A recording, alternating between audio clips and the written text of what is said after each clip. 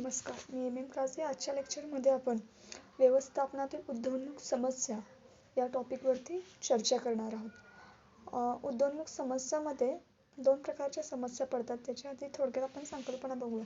म्हणजे काय, व्यवसाय समाजाचा एक अविभाज्य असा घटक असतो आणि तो समजलाही जातो. कोणत्याही प्रकारचा व्यवसाय यशस्वीपणे चालण्यासाठी आवश्यक असणारी सर्व प्रकारची साधनसामग्री व्यवसायाला समाजाकडूनच प्राप्त होत असते.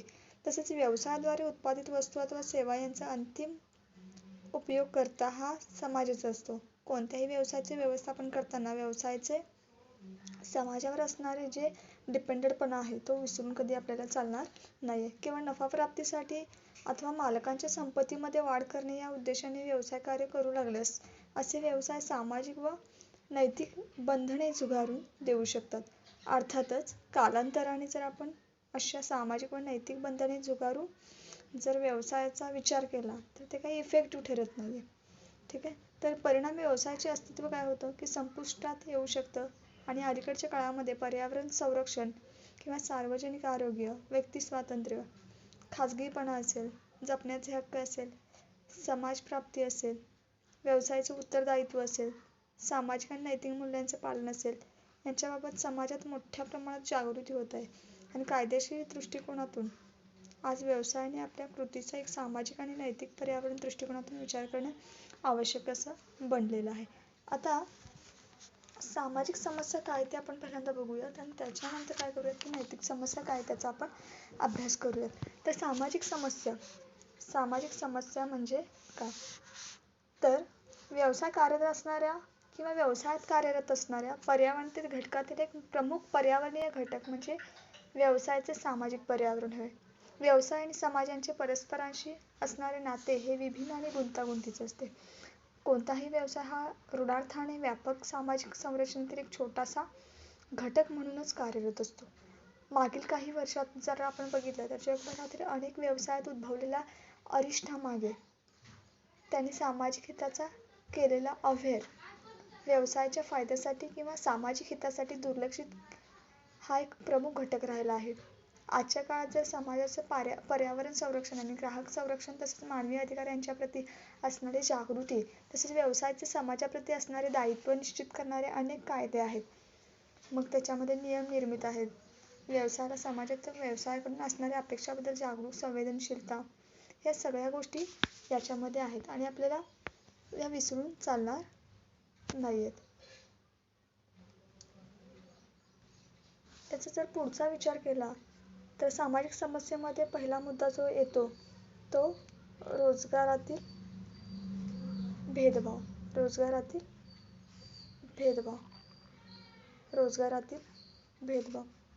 तर स्त्री आणि पुरुष यांच्यामध्ये भेद केला जातो. मग त्याच्यामध्ये जात येईल, वर्ण येईल, सामाजिक सांस्कृतिक पार्श्वभूमी यांच्या आधारावर व्यवसायाद्वारे दिल्या जाणाऱ्या रोजगार संधी तसेच नोकरीमधील बढतीच्या संधी यामध्ये केल्या जाणाऱ्या भेदभावांचा सगळा समावेश हा रोजगारातील भेदभाव या घटकामध्ये मोडतो. जो दुसरा मुद्दा काय आहे की कामगार संघटना आणि व्यवस्थापनातील हितसंघर्ष. म्हणजे काय, तर व्यवसायातील कर्मचारी अथवा कामगार वर्ग आणि व्यवस्थापन यांनी प्रामुख्याने आपला फायदा अथवा हित साधण्यासाठी एकमेकांविरुद्ध केलेला संघर्ष येथे विचारात घेतला जातो. अशा संघर्षाचा परिणाम हा व्यावसायिक स्थिरतेवरती आणि पर्यायाने सामाजिक हितावरती होत असतो. पुढचा जो मुद्दा आहे कोणता आहे, तर राजकीय आशावादाचे समर्थन. तर व्यवसायाने राजकीय पर्यावरणात हस्तक्षेप अथवा ढवळाढवळ करावी का? तसेच राजकारणी व्यक्ती अथवा पक्षाने निधी पुरवून त्याद्वारे राजकीय शक्तीच्या माध्यमातून आपल्या व्यावसायिक हित साधावे का? म्हणजे व्यवसाय आणि राजकारण यांनी आपल्या हितासाठी एक दुसऱ्याचा वापर करणं आणि सामाजिक हिताच्या दृष्टिकोनातून ते योग्य ठरवणं या समस्येचा येथे काय होतो निर्देश करण्यात आला आहे. पुढचा जो मुद्दा आहे तो काय की धर्मादाय व शैक्षणिक कार्यास मदत. तर कोणत्याही प्रकारचा आर्थिक परतावा अथवा फायदा न देणारा धर्मादाय शैक्षणिक कार्यासाठी व्यवस्थापनाने आर्थिक मदत देऊन त्या माध्यमातून सामाजिक दायित्वाप्रती सजग असण्याप्रती आपल्या प्रतिमा निर्माण करण्याचा प्रयत्न करणं म्हणजे व्यवसाय व्यवस्थापनाद्वारे दिल्या जाणाऱ्या मदतीमागील हेतू आणि त्यामधून प्राप्त करावयाच्या साधे यांचा इथे काय आहे निर्देश केलेला आहे. आता 5वा जो मुद्दा आहे तो काय आहे की समाजविरोधी उत्पादनाची निर्मिती आणि विपणन. समाजविरोधी उत्पादनाची निर्मिती व विपणन. तर सामाजिक स्वास्थ्यावरती विपरीत परिणाम करणाऱ्या वस्तूंचे उदाहरणार्थ म्हणजे तंबाखू असेल, सिगरेट किंवा अल्कोहोल यांचे जर व्यवसायाने केवळ नफा प्राप्तीच्या उद्देशाने उत्पादन आणि विपणन करणं, त्यातून निर्मित होणाऱ्या सामाजिक समस्या आणि विकृतीकडे दुर्लक्ष करणं, अशा व्यवसायाचे समर्थन करणं या प्रमुख सामाजिक समस्यांचा इथे एक निर्देश केलेला आहे. पुढचा जो मुद्दा काय आहे की आधुनिकीकरण व तंत्रज्ञान विषयक धोरणे. तर नफा वृद्धीसाठी व्यवसायाने आधुनिकीकरण आणि तंत्रज्ञानाचा जास्तीत जास्त वापर करावा का? अशा बदलांचा परिणाम वाढलेले प्रदूषण, घटणारे रोजगार या स्वरूपात होत असेल तर सामाजिक हिताच्या आड येणाऱ्या सदर गोष्टी च्या व्यवस्थापनाद्वारे अंगीकारल्या जाव्यात का? म्हणजेच व्यवसायाच्या आधुनिकीकरण धोरणामुळे निर्माण होणाऱ्या सामाजिक समस्यांचा सामना व्यवस्थापनास करावा लागू शकतो. हे काय झालं की आधुनिकीकरण आणि तंत्रज्ञानविषयक धोरण.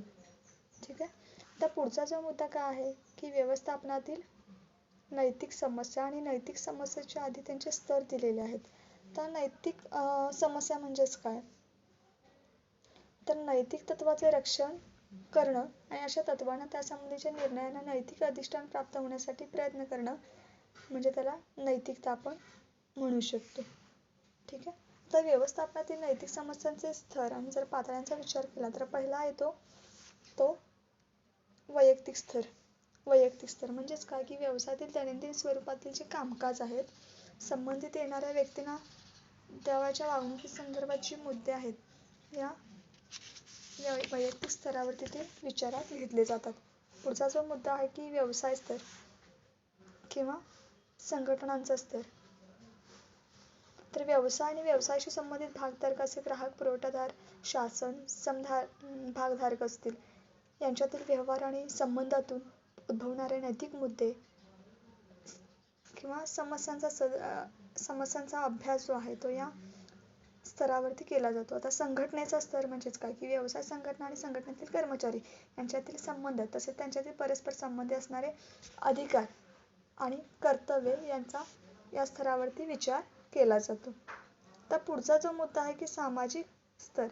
पुढचा जो मुद्दा आहे तो सामाजिक स्तर. आता सामाजिक स्तर म्हणजेच काय की व्यापक स्तरावरती सामाजिक संरचनेचा एक घटक म्हणून कार्य करीत असताना व्यवसायाद्वारे समाजाप्रती पार पाडावयाच्या अपेक्षा संदर्भात तसेच व्यावसायिक कृतीचा समाजावरती होणारा परिणाम असेल या अनुषंगाने उद्भवणाऱ्या नैतिक मुद्द्यांचा अथवा समस्यांचा सगळा अभ्यास याच्यावरती केला जातो.